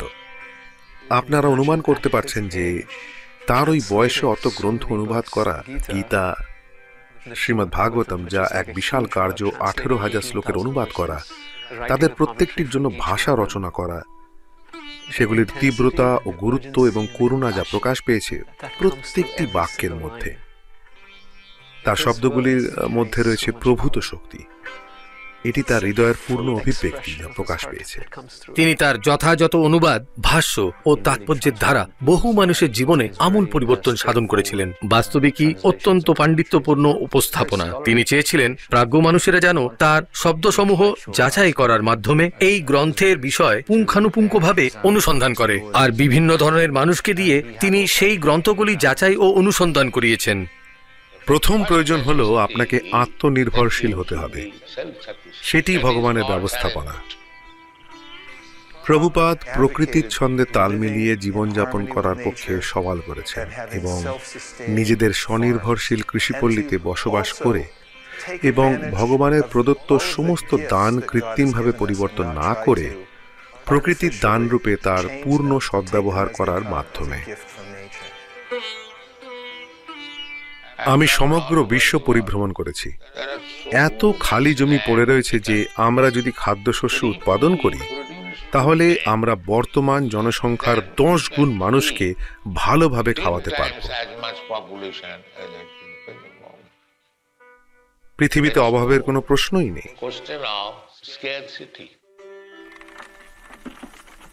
তিনি সরল জীবনযাপন এবং উচ্চ ধ্যান ধারণার মান নির্ধারণ করেছিলেন এবং দেখিয়েছিলেন যে যদি তোমার 1 একর জমি থাকে এবং তা সুন্দরভাবে রক্ষণাবেক্ষণ করা হয় এবং পশুপালন, বিশেষত গোরক্ষা করা হয়, তাহলে স্বনির্ভরশীল হওয়া যাবে এবং তার ফলে সবকিছুই ভালো হবে।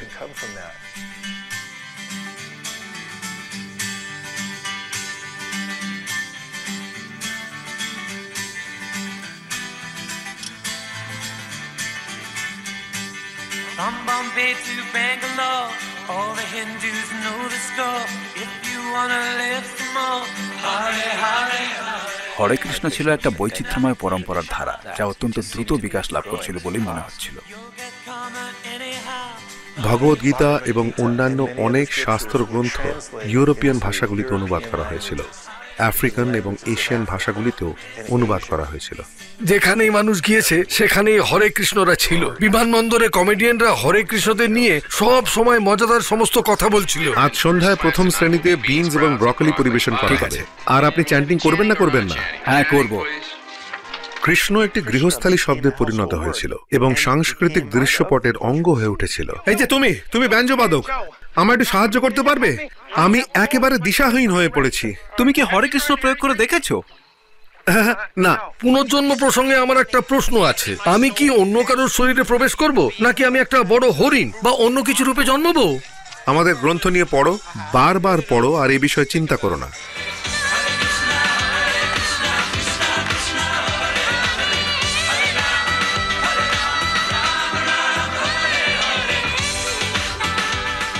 সুপারমার্কেট থেকে আমি বেজোর মনে বেরিয়ে এসেছিলাম, আর তারপরে আমি ভালো মানুষ হরে কৃষ্ণদের সাক্ষাৎ পেয়েছিলাম। তারা আমাকে গান শুনিয়েছিল, আমাকে কিছু খেতে দিয়েছিল, আর আমার ওটুকু দরকার ছিল। আমাকে যদি ডিনার বানাতে না হতো তাহলে আমি ওদের গাড়িতেই উঠে বসতাম।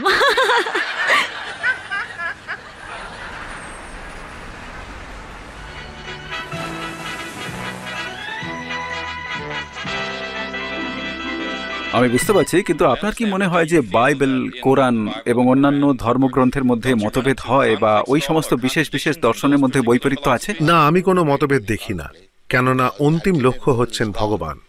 সুতরাং তোমাকে ভগবানকে জানতে হবে এবং তাকে ভালোবাসার চেষ্টা করতে হবে। তাই তুমি যে কোনো ধর্মীয় পদ্ধতি অবলম্বন করতে পারো, যদি লক্ষ্যে পৌঁছানো যায় আর তা ভগবানকে জানা যায় এবং তাকে ভালোবাসার চেষ্টা করা যায়, তাহলেই তোমার জীবন পূর্ণ হবে। যখন প্রভুপাদের কাছে কিছু ভুল বলে মনে হতো, কিছু বিভ্রান্তিকর বলে মনে হতো, ঠিক তখন তিনি সেই সম্বন্ধে অত্যন্ত স্পষ্টভাবে ব্যক্ত করতেন। তোমায় কেন জন্মগ্রহণ করতে হবে, কেন মৃত্যুবরণ করতে হবে, কেন রোগগ্রস্ত হতে হবে, তোমায় কেন বৃদ্ধ হতে হবে, এগুলি হচ্ছে সমস্যা। এগুলি সমস্যা, এবং এই সমস্যাগুলির সমাধান করা মানব জীবনেই সম্ভব। তিনি ছিলেন নির্ভীক এবং তিনি ছিলেন স্পষ্ট বক্তা। কয়েক বছর ধরে তিনি বলছিলেন, আমি কমিউনিস্ট দেশগুলিতে যেতে চাই। প্রত্যেকেই বলেছিল, ওহ না, সেটা সম্ভব নয়, আপনি সেখানে যেতেই পারবেন না। কিউবায় সম্প্রতি আমাদের মিসাইল ক্ষেপণাস্ত্র সংক্রান্ত সমস্যা হয়েছিল। 1971 সালের রাশিয়া যাওয়ার জন্য আমেরিকানদের ভিসা দেওয়ার কথা শোনাই যেত না। আমার জানা নেই কেমন করে এটা সম্ভব হলো।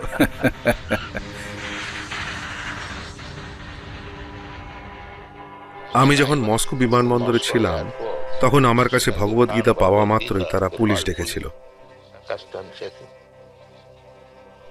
কাস্টমসটা খুঁটিয়ে দেখেছিল। পুলিশটি যথেষ্ট সহৃদয় ছিল। সে বলেছিল, বেশি বড় অপরাধ নয়, ওকে কনসেন্ট্রেশন ক্যাম্পে পাঠিও না। আমরা যখন গির্জার সামনে দিয়ে যেতাম, তিনি দেখতেন সেখানে গির্জাগুলির সামনে সশস্ত্র প্রহরী মোতায়েন রয়েছে, কেউই ভেতরে বা বাইরে যাতায়াত করছে না।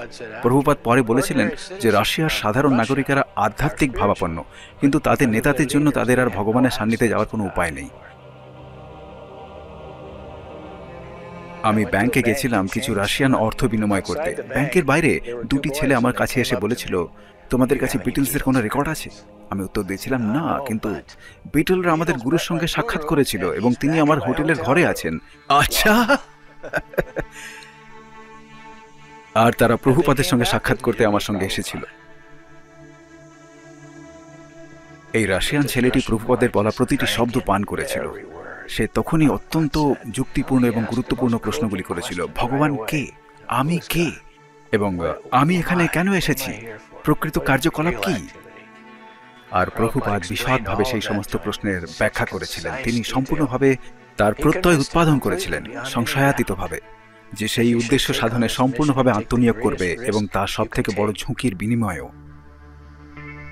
ধর্মীয় গ্রন্থাবলী সম্পূর্ণভাবে নিষিদ্ধ ছিল, এবং কাউকে যদি সত্যি ধর্মীয় গ্রন্থ প্রকাশনে নিয়োজিত দেখা যেত, তাহলে তাকে মেরে ফেলা হতো।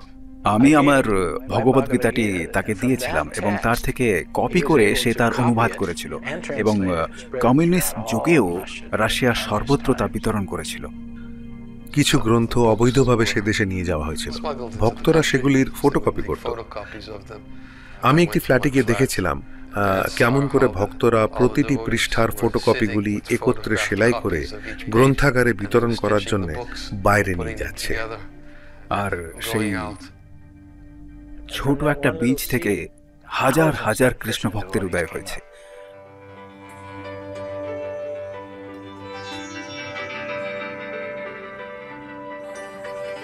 আমরা সেপ্টেম্বর মাসের শেষ ভাগে 20টা নামের তালিকা সহ একটা পত্র পেয়েছিলাম। আমি চাই এরা এসে ভারতবর্ষে আমাদের সঙ্গে মিলিত হোক। আমি তালিকাটি দেখলাম, আমার নামও সেখানে ছিল, এবং তা ছিল আমার কাছে হাতে চাঁদ পাওয়ার মতো। আর তিনি এসেছিলেন গেরুয়া পরিহিত, মণ্ডিত মস্তক, শিখা ও তিলক শোভিত, এবং মহিলাদের শাড়ি পরিহিত পাশ্চাত্যবাসীদের সঙ্গে নিয়ে। এটা ছিল অভিভূত করা দৃশ্য। আমেরিকান, ইউরোপিয়ান ছেলেরা এবং মেয়েরা, আর ভারতবর্ষে তা এক ঝড় তুলেছিল। ভারতবর্ষ এর আগে এরকম কিছু দেখেনি। পাশ্চাত্য দেশের সাধুদের মানুষ আমাদের কাছে এসে আমাদের গায়ে আঙুল দিয়ে ঘষতো আর দেখতো যেন এই শ্বেতবর্ণ উঠে আসতে পারে, এরকম ভাবে। সমস্ত শহর জুড়ে কৃষ্ণ ভাবনা বিস্তার লাভ করেছিল। সমস্ত শহরে কৃষ্ণ ভাবনার অগ্নি প্রজ্বলিত হয়েছিল। প্রভুপাদ তার অনুগামীদের ভারতবর্ষে নিয়ে এসেছিলেন, কেননা তিনি জাগিয়ে তুলতে চেয়েছিলেন এবং ভারতবর্ষের মানুষদের বলতে চেয়েছিলেন যে সর্বশ্রেষ্ঠ সম্পদ তোমাদের দেশের ঐতিহ্যের মধ্যেই রয়েছে, কিন্তু তোমরা তা ভুলে গিয়েছো, তোমরা অবজ্ঞা করেছো। আমি এদের নিয়ে এসেছি তোমাদের মনে করাতে যে তোমরা কি ভুলে গিয়েছো। ভারতবর্ষ তার আধ্যাত্মিক সংস্কৃতির জন্য বিখ্যাত। তাই তিনি যখন অত শ্বেতকায় শিষ্যদের নিয়ে এসেছিলেন, তখন সমগ্র ভারতবর্ষ তার জন্য গর্ববোধ করেছিল, কেননা পাশ্চাত্য জগৎ আমাদের সংস্কৃতির সমাদর করে। আর তারপর আমরা বড় বড় উৎসবের আয়োজন করেছিলাম। আমরা বম্বের কেন্দ্রস্থলের ময়দানে বিশাল ও বিস্তৃত মঞ্চ নির্মাণ করেছিলাম। 10 দিন ধরে লক্ষ লক্ষ মানুষ সেখানে বসে স্বামীজির দেওয়া ভাষণ শুনেছিল।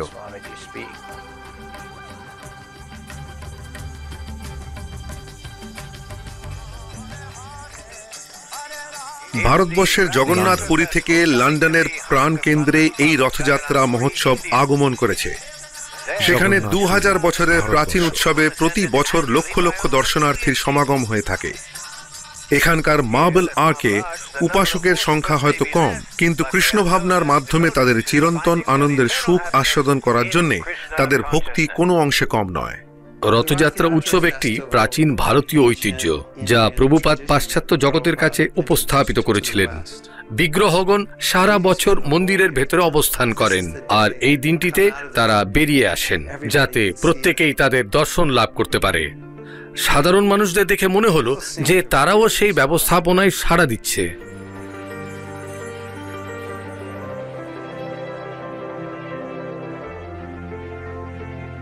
এটি ছিল প্রভুপাদের জন্য একটি বড় জয়। এই রথযাত্রা উৎসব লন্ডনের মুখ্য রাজপথ দিয়ে ট্রাফালগার স্কোয়ারে যাচ্ছে, আর তিনি পুরো শোভাযাত্রায় নৃত্য করছিলেন এবং হেঁটেছিলেন। এটি ছিল লন্ডন জয় করার মতো। তিনি ব্রিটিশদের জয় করেছিলেন। যখন তিনি যুবক ছিলেন, যখন তিনি প্রথম তার গুরুদেবদের সাক্ষাৎ লাভ করেছিলেন, তিনি গান্ধীর আন্দোলনের সঙ্গে যুক্ত ছিলেন। তিনি ঠিক ব্রিটিশদের শাসনাধীন ছিলেন না, এখানে এসে ব্রিটেনকে করায়ত্ত করলেন। ঠিক তাই।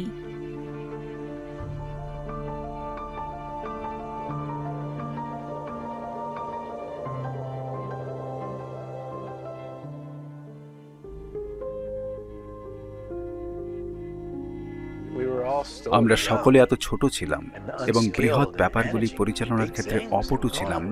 সবকিছুই খুব দ্রুত সম্পাদিত হচ্ছিল। তিনি 2টি মন্দির দিয়ে শুরু করেছিলেন। যখন তিনি ভারতে এসেছিলেন তখন সারা পৃথিবী জুড়ে প্রায় 50টি কেন্দ্র, অর্থাৎ যেখানে ভক্তরা বসবাস করত এবং কৃষ্ণ ভাবনার প্রচার করত। এটি ছিল অপূর্ব একটি সময়। আমরা উৎসাহী ছিলাম এবং আমরা অনেক বিপ্লবী পাচ্ছিলাম যারা পৃথিবীকে পরিবর্তন করতে চেয়েছিল। তার ছাত্রদের মধ্যে সকলেই হিপি ছিল না, অনেকে ছিল বুদ্ধিমত্তা সম্পন্ন কৃতি, কিন্তু আধ্যাত্মিক বিচারে আমরা সকলেই ছিলাম শিশু। আর তিনি সেটি জানতেন। তিনি এও জানতেন যে এটি ছিল জরুরিকালীন সময়। যতটা সময় ছিল তার মধ্যেই তাকে একটি আন্তর্জাতিক প্রতিষ্ঠানের ভিত্তি স্থাপন করতে হতো। আর তিনি সুনিশ্চিত ছিলেন যে আমরা যদি নিয়ম নীতি পালন করি এবং আমাদের শুদ্ধতা রক্ষা করি তাহলে আমরা সফল হব। গুরুদেব অনুপ্রাণিত করেন, শিক্ষাদান করেন, ইতিবাচকভাবে এগিয়ে যেতে সহায়তা করেন, কিন্তু শেষ পর্যন্ত আমাদেরকেই নিজেদের আধ্যাত্মিক জীবন গড়ে তুলতে হয়। জীবনে কোনো কিছু শেখার জন্য ভুলই হলো সব থেকে ভালো উপায়। আর প্রভুপাদ জানতেন যে আমরা ভুল করবই। আর আমরা যখন ধীরে ধীরে প্রভুপাদের গ্রন্থ বিতরণ করতে শিখলাম, অর্থ আসতে শুরু করলো। গ্রন্থ বিতরণকারীদের মধ্যে কেউ কেউ ঠিক করেছিল, যেমন সাধারণ বিক্রেতারা করে থাকে, সত্য দিকটি একটু ঘুরিয়ে বলা। আর অন্যান্যরা প্রভুপাদকে বলছে, প্রভুপাদ জানেন তো, গ্রন্থ বিতরণ করার সময় ওরা বলছে যে অর্থ বাংলাদেশে যাচ্ছে। প্রভুপাদ বললেন, যদি তোমরা তাই বলে থাকো তাহলে সেখানেই তো যাবে। আর তিনি বললেন, এই গ্রন্থগুলি কিভাবে তাদের সাহায্য করবে সে কথা বুঝিয়ে মানুষকে অনুপ্রাণিত করার পন্থাটি তোমাদের শিখতে হবে। সেটি একজন আধ্যাত্মিক বিক্রেতার শুদ্ধতা। তাই আমরা যথার্থই অনুপ্রাণিত ছিলাম, কিন্তু কিছুটা আগ্রাসী।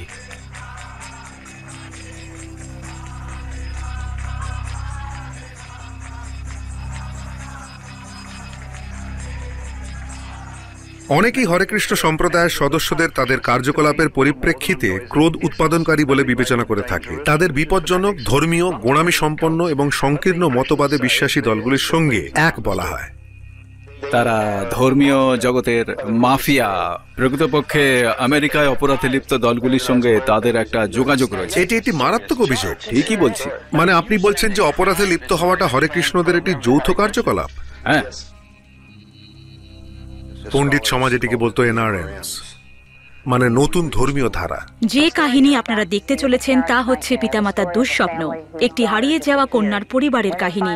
যখন তারা তাকে খুঁজে পেল, দেখল সে একটি সংকীর্ণ মতবাদী দলের সঙ্গে যুক্ত হয়েছে। হাজার হাজার তরুণ তরুণী তাদের পূর্ববর্তী ধর্ম পরিত্যাগ করে NRMs এ যোগদান করেছিল। পিতামাতা ও ধর্মীয় নেতাদের মধ্যে প্রবল ক্রোধের সঞ্চার হয়েছিল। শেরিল জিমেরের বয়স 18 বছর। সে বিশ্ববিদ্যালয়ে পড়ছিল এবং ট্রেজারিতে কাজ করছিল, কিন্তু কয়েক মাস আগে একটা ধর্মীয় সংস্থায় যোগদান করার জন্য সে দুটি পরিত্যাগ করে। আজ তার আধ্যাত্মিক গুরুর কাছে দীক্ষা গ্রহণ করার পর সে বলছে যে সে যথার্থ সুখের সন্ধান পেয়েছে, কিন্তু তার মা ও মাসি সে বিষয়ে নিশ্চিত নয়। এটি করার জন্য সে বিশ্ববিদ্যালয় ত্যাগ করেছে, সবকিছু ত্যাগ করেছে, সে কাজ করছে না, আর এর কোনো ভবিষ্যৎ আমি দেখতে পাচ্ছি না। 10 বছর পর কি হবে?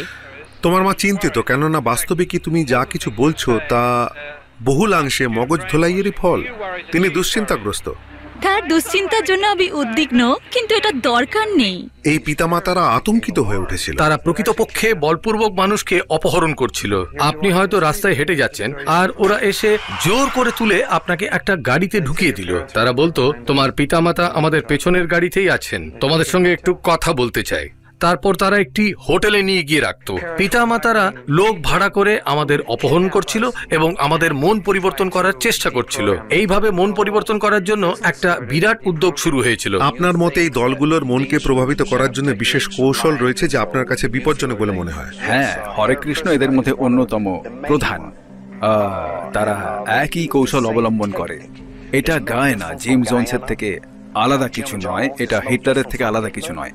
আসলে বৈরী ভাবাপন্ন দলগুলি এই তত্ত্বকে তুলে ধরেছিল যে যারা এই সমস্ত সংস্থায় যোগদান করেছে তারা সম্ভবত কেউ স্বেচ্ছায় করেনি। তারা অবশ্যই কৌশলের শিকার, অর্থাৎ তাদের মগজ ধোলাই করা হয়েছিল। অবশ্যই প্রভুপাদ বহুবার স্বীকার করেছেন, হ্যাঁ আমরা মগজ ধোলাই করছি, মগজ খুব নোংরা হয়েছে এবং আমরা তা পরিষ্কার করছি। এটি ছিল একটি মামলা জনসাধারণ বনাম মার্ফি। নিউ ইয়র্ক সিটির সুপ্রিম কোর্টে দুজন ভক্তদের বিরুদ্ধে গুরুতর ফৌজদারি মামলা দায়ের করা হয়েছিল। এটি ছিল আমাদের সর্বস্ব ভগবদ্গীতার মৌলিক নীতির বিরুদ্ধে আক্রমণ, মানুষের মৌলিক নীতির ওপর আক্রমণ। কারণ ভগবদ্গীতা হচ্ছে মনকে প্রভাবিত করার একটি উল্লেখযোগ্য হাতিয়ার। প্রভুপাদ বলেছিলেন আমাদের সপক্ষে বলার মতো বক্তব্য সমূহ হচ্ছে সমগ্র Srimad Bhagavad Gita, Bhagavad Gita, Nectar of Devotion, Nectar of Instruction আদি গ্রন্থাবলী। তিনি বলেছিলেন তোমরা আমাদের সমস্ত গ্রন্থাবলী উপস্থাপনা করো। মামলা বছরের পর বছর চলুক। তিনি যতই আক্রান্ত হচ্ছিলেন তত বেশি করে তিনি শক্তি অর্জন করছিলেন। তিনি ছিলেন একজন যোদ্ধা। প্রভুপাদ ভালো যুদ্ধ পছন্দ করতেন। 6 মাস পর পরিশেষে নিউ ইয়র্ক সুপ্রিম কোর্টের বিচারক লিহি বলেছিলেন তাদের এই উদ্যোগ ভারতবর্ষের হাজার হাজার বছরের সুপ্রাচীন প্রকৃত এক ধর্মের ওপর প্রতিষ্ঠিত।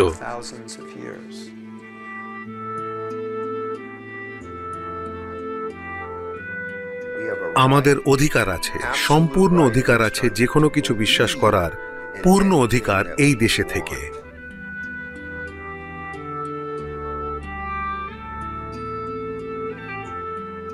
এটি সবসময় একটি গুরুত্বপূর্ণ বিষয় বলে বিবেচিত হয়েছে।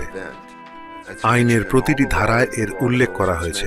ধর্মীয় বিরুদ্ধাচরণের ইতিহাসের প্রতিটি পর্বে তার উল্লেখ রয়েছে, সর্বত্র এর উল্লেখ রয়েছে। নিউ ইয়র্ক শহর, 5th অ্যাভিনিউ, 1976। আর অবশ্যই সেটি ছিল প্রভুপাদের জন্য একটি বিরাট জয়।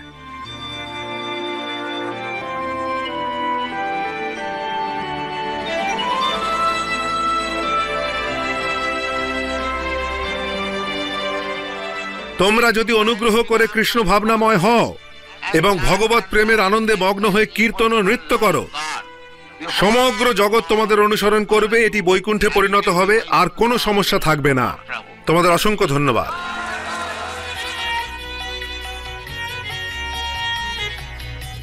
প্রভুপাদ বিশ্বাস করতেন যে কৃষ্ণ প্রেম যে কোনো বাধা বিপত্তিকে অতিক্রম করতে পারে। ভগবানের ভালোবাসা আর সবকিছুর থেকে অধিক শক্তিশালী এবং তা প্রবল স্রোতের বেগে সবকিছুকে প্লাবিত করবে, সেটিই সিদ্ধান্ত।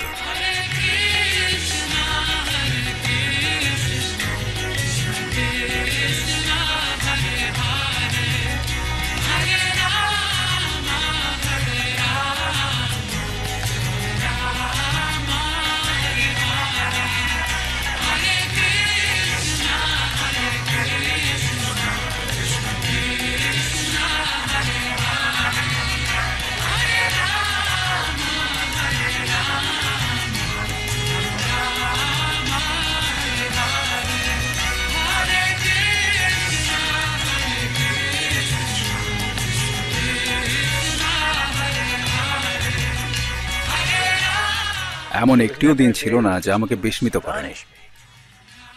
এমন একটিও মুহূর্ত ছিল না যখন আমি তার ঘরের ভিতরে যাওয়ার জন্য দরজার কাছে হেঁটে গেছি আর তারপর সম্পূর্ণ বিস্ময়াভিভূত। আমি কখনোই জানতাম না যে ওই দরজাটি খোলার মুহূর্তে কি ঘটতে চলেছে। আমাদের জানা যে কোনো শিক্ষকের থেকে প্রভুপাদ ছিলেন সম্পূর্ণ আলাদা। তার প্রদত্ত শিক্ষা এবং জীবনযাপনের মধ্যে কোনো পার্থক্য ছিল না। তিনি তার বিশেষ ভালোবাসা তার অনুগামীদের মধ্যে বিতরণ করেছেন এবং তারা তাদের মধ্যে ভালোবাসা বিনিময় করেছেন। সেটি তার আন্দোলনকে একত্রে ধরে রাখার হৃদয় স্বরূপ, আর সেটি ছিল তার অন্তিম আবেদন, যদি তোমরা আমাকে ভালোবাসো তাহলে মিলেমিশে কাজ করো।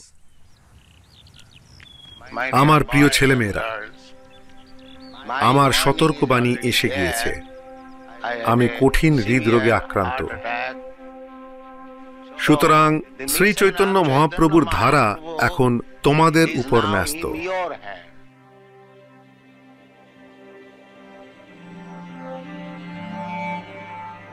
আমি এখানে বসে আছি বটে, কিন্তু আমার হৃদয় সবসময় দিব্যভূমি বৃন্দাবনের জন্য উৎকণ্ঠিত।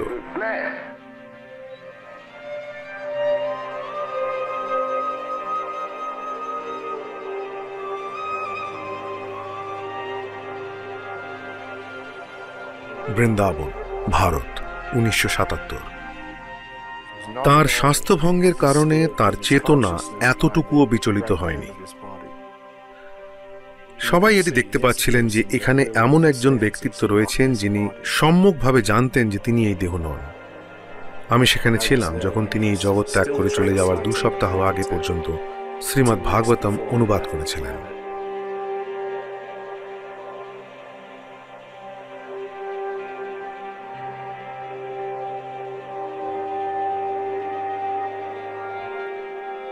আমাদের নিত্য জীবন আছে এবং আমাদের এই নিত্য জীবনে আমাদের রয়েছে অবাধ স্বাধীনতা আর রয়েছে অপরিসীম শক্তি।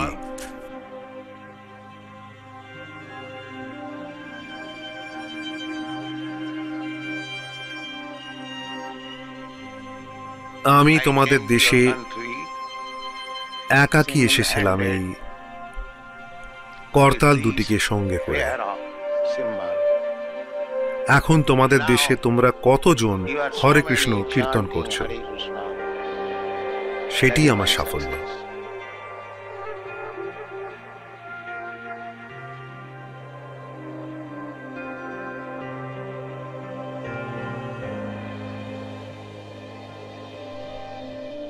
শ্রীকৃষ্ণের পরম ইচ্ছাতেই সবকিছু ক্রিয়াশীল হচ্ছে, গতিশীল হচ্ছে।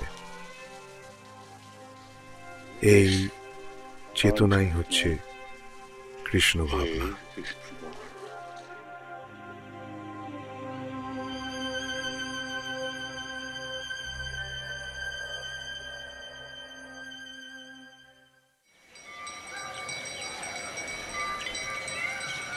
শ্রীল অভয় চরণাবিন্দ এসি ভক্তিবেদান্ত স্বামী প্রভুপাদ 1977 সালের 14 নভেম্বর অপ্রকট হন। 12 বছরে শ্রীল প্রভুপাদ 14 বার পৃথিবী প্রদক্ষিণ করেন। 6টি মহাদেশে 108টি মন্দির এবং পল্লী সমাজ প্রতিষ্ঠা করেন। 25টি ভাষায় তার 6 কোটি গ্রন্থ বিতরণ করা হয়েছে। সমগ্র বিশ্বে কৃষ্ণ ভাবনামৃতের প্রবর্তন করে দৃঢ়ভাবে প্রতিষ্ঠা করেছেন। আজ 820টি মন্দির, পল্লী সমাজ, রেস্তোরাঁ, বিদ্যালয় এবং মহাবিদ্যালয় স্থাপন করা হয়েছে। 87টি ভাষায় 52 কোটি গ্রন্থ বিতরণ করা হয়েছে। 300 কোটি মানুষকে নিরামিষ খাদ্য বিতরণ করা হয়েছে। Hare Krishna, Hare Krishna, Krishna Krishna, Hare Hare, Hare Rama, Hare Rama, Rama Rama, Hare. One more time.